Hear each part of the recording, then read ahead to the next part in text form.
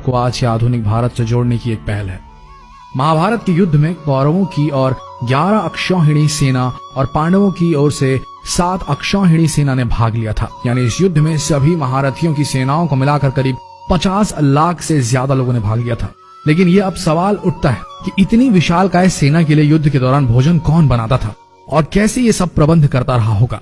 सबसे बड़ा सवाल यह है कि जब हर दिन हजारों लोग मारे जाते थे तो शाम का खाना किस हिसाब किताब से कैसे बनता रहा होगा। सोच कर देखिए कितना मुश्किल प्रिपोजिशन है ये। दर्शकों, आइए जानते हैं आज के इस वीडियो में वो गूढ़ रहस्य कि कैसे पोषण मिलता था महाभारत के सैनिकों को। महाभारत को सही मायने में हम विश्व का प्रथम विश्व युद्ध भी कह सकते हैं, क्योंकि उस समय शायद ही कोई ऐसा राज्य था जिसने इस युद्ध में भाग न लिया। उस काल में आर्यव्रत के समस्त राजा या तो कौरव या पांडवों के पक्ष में खड़े दिख रहे थे। हम सभी जानते हैं कि बलराम और रुक्मणी ये 2 ही व्यक्ति थे जिन्होंने इस युद्ध में भाग नहीं लिया था। किंतु एक और राज्य ऐसा था जो युद्ध क्षेत्र में होते हुए भी युद्ध से अलग था, और वो था दक्षिण का उडुपी।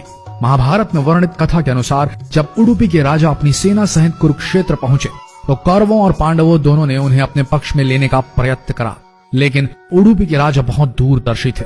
उन्होंने श्री कृष्ण से पूछा, हे माधव, दोनों ओर से जिसे देखो युद्ध के लिए लालायित दिखता है, किंतु क्या किसी ने सोचा है कि दोनों ओर से उपस्थित इतनी विशाल सेना के लिए भोजन का प्रबंध कैसे होगा। इस पर श्री कृष्ण ने कहा, महाराज, आपने बिल्कुल सही सोचा है। आपके इस बात से मुझे प्रतीत होता है कि आपके पास इसकी कोई योजना है। अगर ऐसा है तो कृपया बताएं।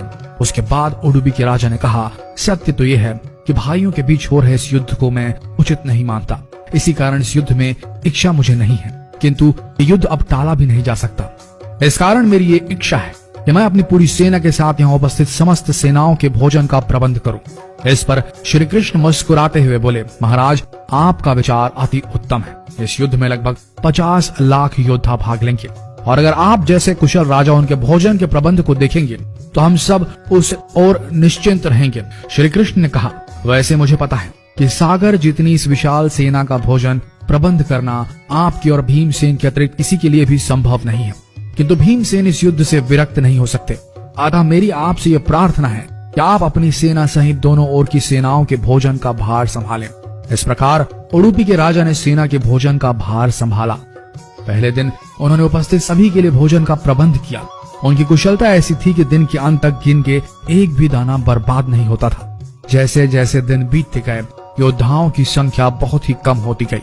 दोनों ओर के योद्धा ये देख के आश्चर्यचकित हो जाते थे कि हर दिन के अंत तक उडुपी नरेश केवल उतने ही लोगों के लिए भोजन बनाते थे जितने वास्तव में उपस्थित रहते थे।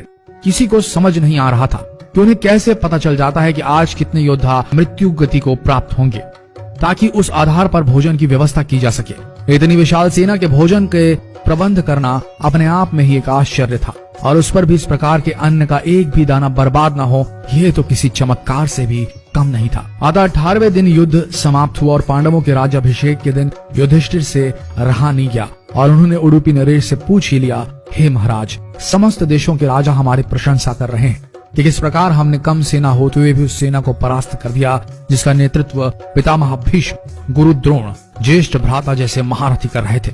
किंतु मुझे लगता है कि हम सबसे अधिकांश प्रशंसा के पात्र आप हैं, जिन्होंने न केवल इतनी विशाल सेना के लिए भोजन का प्रबंध किया, अपितु ऐसा प्रबंध किया कि एक दाना भी अन्न का व्यर्थ न हो पाया। मैं आपसे इस कुशलता का रहस्य जानना चाहता हूँ। इस पर उडुपी नरेश ने मुस्कुराते हुए कहा, सम्राट, आपने जो इस युद्ध में विजय पाई है उसका श्रेय किसे देंगे। इस पर युधिष्ठिर ने कहा, श्री कृष्ण के अतिरिक्त इसका श्रेय किसी और को जा नहीं सकता। अगर वे न होते तो कौरव सेना को परास्त करना असंभव था। तब उडुपी नरेश ने कहा, हे महाराज, आप जिसे मेरा चमत्कार कह रहे हैं वो श्री कृष्ण का ही प्रताप है। ऐसा सुनकर वहां उपस्थित सभी लोग आश्चर्यचकित हो गए। तब उडुपी नरेश ने रहस्य से पर्दा उठाया और कहा, हे महाराज, श्री कृष्ण प्रतिदिन रात्रि को मूंगफली खाते थे।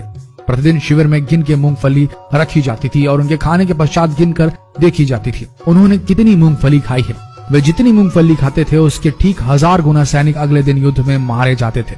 अर्थात वे अगर 50 मूंगफली खाते थे तो समझ आता था कि अगले दिन 50,000 योद्धा युद्ध में मारे जाएंगे। इसी अनुपात में अगले दिन भोजन कम बनाया जाता था। यही कारण था कि कभी भी भोजन व्यर्थ नहीं हुआ। श्री कृष्ण के इस चमत्कार को सुनकर सभी उनके आगे नतमस्तक हो गए। यह कथा महाभारत के सबसे दुर्लभ कथाओं में से एक है। कर्नाटक के उडुपी जिले स्थित कृष्ण मठ में यह कथा हमेशा सुनाई जाती है। ऐसा माना जाता है कि इस मठ की स्थापना उडुपी के सम्राट द्वारा ही करवाई गई थी, जिसे बाद में श्री माधव आचार्य जी ने आगे बढ़ाया। तो दर्शकों, उम्मीद करते हैं कि आज की ये प्रस्तुति पसंद आई होगी आपको और आप समझ गए होंगे कि पोषण वही सही है जिसका एक दाना भी व्यर्थ न जाए। शायद आप इस गूढ़ रहस्य को समझ गए होंगे और अगली बार अपनी थाली में खाना छोड़ने से पहले सोचेंगे जरूर। तो मिलते हैं अगले दिलचस्प वीडियो में, तब तक के लिए बने रहिए इस पेज के साथ और हो सके तो जो भी आपको लगे इस ज्ञान को जितना हो सके इस वीडियो को शेयर करें, ताकि हमारा देश पुरातन भारत जो था उससे जुड़ सके आज का आधुनिक भारत। मिलते हैं अगले दिलचस्प वीडियो में, तब तक के लिए आप सबका धन्यवाद।